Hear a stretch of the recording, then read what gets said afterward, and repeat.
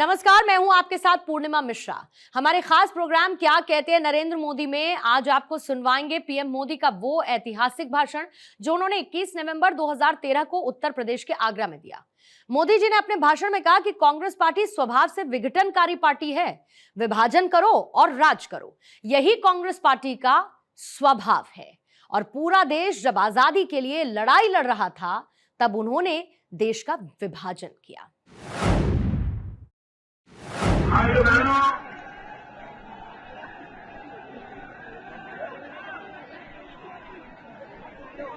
ये आगरा की भूमि ऐतिहासिक अनेक कारणों से जानी जाती है, लेकिन आज हम दुनिया में जब हिंदुस्तान का ब्रांडिंग करते हैं, भारत की भिन्न भिन्न ताकत का परिचय जब करवाते हैं तो उसमें सबसे पहले विश्व के सामने आगरा का ताजमहल प्रस्तुत करते हैं।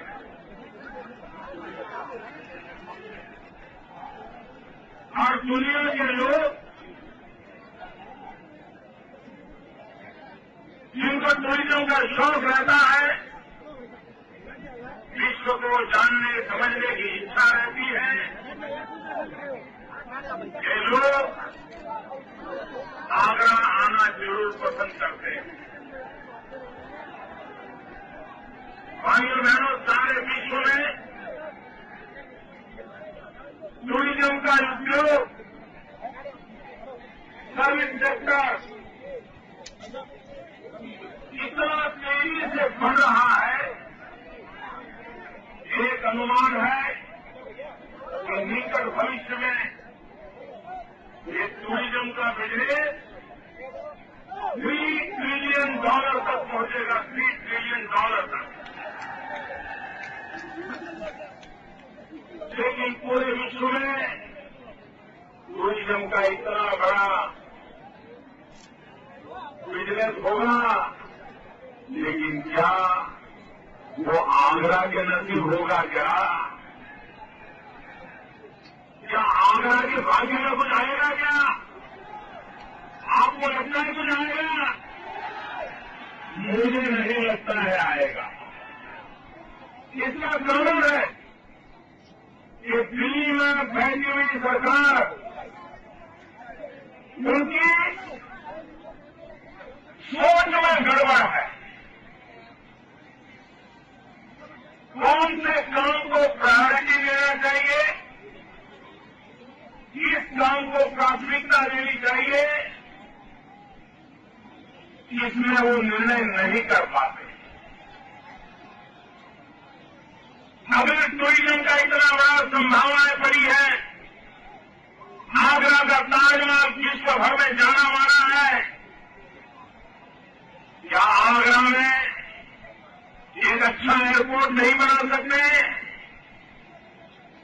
क्या आगरा में विश्व भर के टूरिस्ट डायरेक्ट यहां पहुंचे, ऐसा प्रबंध नहीं हो सकता है? लेकिन भाइयों बहनों,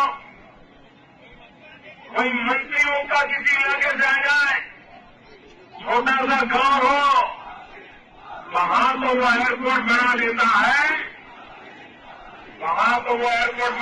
है, लेकिन आगरा जो विश्व के टूरिस्टों को आकर्षित करने का सामर्थ्य रखता है, उस आगरा के प्रति अन्याय किया जाता है, उपेक्षा की जाती है।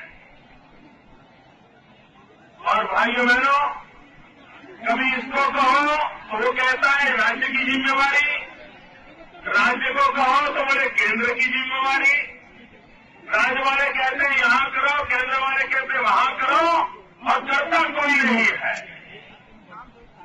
भाइयों बहनों, हम यमुना के पास हैं, लेकिन आगरा को पीने का शुद्ध पानी नहीं उपलब्ध हो रहा है। आजादी के 60 साल बीत चुके, इसके बावजूद भी आगरा जैसे नगर को जिसके निकट यमुना जी हो, लेकिन अगर उसको पीने का शुद्ध पानी नहीं मिलता है तो उसका कारण लखनऊ में बैठे हुए शासक, उनको यह समझ नहीं है कि सामान्य मानवीय की आवश्यकताओं की पूर्ति के लिए क्या करना चाहिए। और उसका नतीजा है कि आपको पानी नहीं पहुंच रहा है। भाइयों बहनों, मेरे गुजरात के हाल तो बहुत खस्ता थे। मेरे यहां तो नदियां नहीं है, आपके यहां तो ढेर सारी नदियां हैं। मेरे पास अकेली एक नर्मदा मैया है, लेकिन हमें पाइपलाइन डाल करके पाकिस्तान की सीमा पर जहां हिंदुस्तान की सेना का जवान तैनात है, वहां तक पाइपलाइन से नर्मदा का शुद्ध पानी पहुंचाया, रेगिस्तान में भी पानी पहुंचाया और दुनिया की सबसे लंबी पाइपलाइन लगाई। और पाइपलाइन की साइज क्या है मालूम है? पाइपलाइन की साइज इतनी बड़ी है कि हमारे मित्र भाई अखिलेश मारुति कार में बैठ करके परिवार के साथ उस पाइपलाइन के अंदर गाड़ी चला सकते हैं। कितनी बड़ी पाइप है।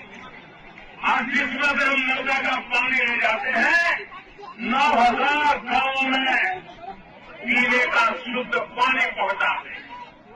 कोई कहेंगे क्या यहां हो सकता है, नहीं हो सकता है, करना चाहिए कि नहीं करना चाहिए। आजकल कुछ पॉलिटिकल पंडित मुझे सवाल पूछते रहते हैं कि मोदी जी, ये गुजरात का मॉडल और कहीं काम आएगा क्या? भाइयों बहनों, मैं पूछता हूं, आप मुझे कहिए, लोगों को पानी पहुंचना चाहिए कि नहीं पहुंचना चाहिए? शुद्ध पानी मिलना चाहिए नहीं मिलना चाहिए? अरे भैया, हमने पाइपलाइन डाली, तुम कैनाल बना दो, पाइपलाइन तो खुद तो करो। लेकिन भाइयों बहनों, जो लोग मॉडल की चर्चा को विवादों में डाल रहे हैं, उनसे मेरा सवाल है कि आप अपने इलाके की अनुकूलता के अनुसार जनता की भलाई के लिए आप नीतियां क्यों नहीं बनाते हो, योजनाएं क्यों नहीं बनाते हो, योजनाएं क्यों लागू नहीं करते हो? यहां का हमारा गांव का किसान आलू की खेती करता है, लेकिन जब आलू की फसल बढ़ जाती है, वर्ष का रखा जाता है, आलू की पैदावार ज्यादा हो गई तो दाम गिर जाते हैं, किसान मर जाता है। और कभी आलू की फसल कम हुई तो भी किसान मर जाता है। क्या समय की मांग रही है कि आज हम हमारे देश में हमारा किसान जो पैदावार करता है उसके वैल्यू एडिशन पर बल दें, मूल्य वृद्धि पर बल दें। अगर आप आलू बेचते हैं तो कम पैसों में जाता है, लेकिन अगर पोटेटो चीप बना करके बेचते हो तो पैसे ज्यादा मिलते हैं। हमें मूल्य वृद्धि की बात क्यों नहीं जाना चाहिए? भाइयों बहनों, मेरे यहां बनासकांठा जिला है, आलू की खेती करता है। हमने 2 चीजों में बल दिया, पूरे विश्व में प्रति हेक्टेयर सबसे ज्यादा आलू पैदा करने का काम मेरे गुजरात के किसान ने करके दिखाया। एक तरफ पैदावार बढ़े और दूसरी तरफ मूल्य मिले और तीसरी तरफ कर्जमुक्ति के लिए वहां 200 दिन की व्यवस्था हो ताकि मेरा किसान सुखी हो, समृद्ध हो। भाइयों बहनों, दिल्ली में बैठी हुई कांग्रेस पार्टी इन्हें देश के विकास में कोई रुचि नहीं है। उन्हें भारत के भाग्य को बदलने में कोई रुचि नहीं है। उनकी प्राथमिकता नहीं है, और प्राथमिकता नहीं है इसका कारण है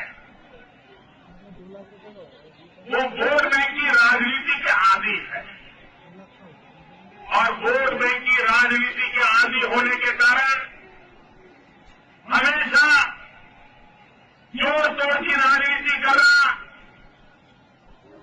25% लोगों को इकट्ठा कर लेना, 75% लोगों को निगलेक्ट करना, और 25% लोगों का खेल खेलते रहना, 75% के प्रति अन्याय करना, यही कांग्रेस पार्टी का कारनामा रहा है।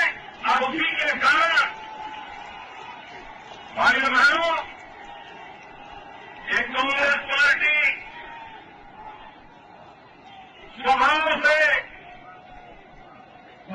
पार्टी स्वभाव से विघटनकारी पार्टी है, विभाजन करने वाली पार्टी है। विभाजन करो और राज करो,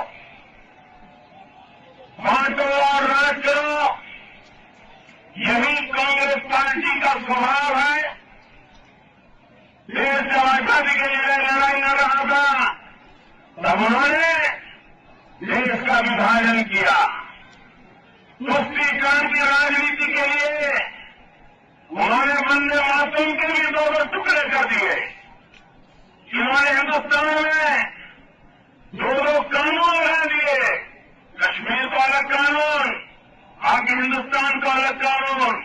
विभाजन करना, पानी का झगड़ा हो, एक राज्य को दूसरे राज्य के साथ लड़ा देना, पानी के प्रश्नों को लटकाए रखना, कभी भाषा के नाम पर राज्यों की रचना करके बंटवारा करना, कभी उत्तर और दक्षिण का बंटवारा करना, कभी गांव और शहर का बंटवारा करना।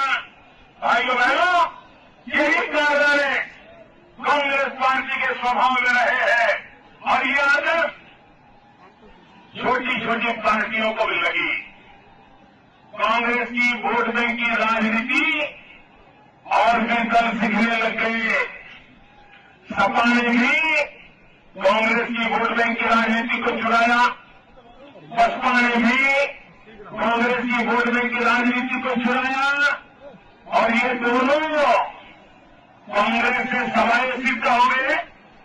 कांग्रेस से वोट बैंक की राजनीति छुड़ा करके उन्होंने उसमें अपना रंग भर दिया, अपना खेल जोड़ दिया, और उसका परिणाम ये आया कि वोट बैंक की राजनीति में कौन आगे निकले उसकी देश में स्पर्धा हो गई। वोट बैंक की राजनीति की स्पर्धा में कभी सपा आगे, कभी बसपा आगे, कभी कांग्रेस कोशिश करती है, लेकिन इस कांग्रेस के पाप का परिणाम है कि सपा और बसपा जैसे लोग पैदा हुए हैं। भाइयों बहनों, ये वोट बैंक की राजनीति ने देश को तबाह करके रखा है। आज देश को समय की मांग है विकास की राजनीति करने की। आज हिंदुस्तान में आज अकेली भारतीय जनता पार्टी ऐसी है जो राष्ट्रवाद के आधार पर चल रही है, जोड़ने की राजनीति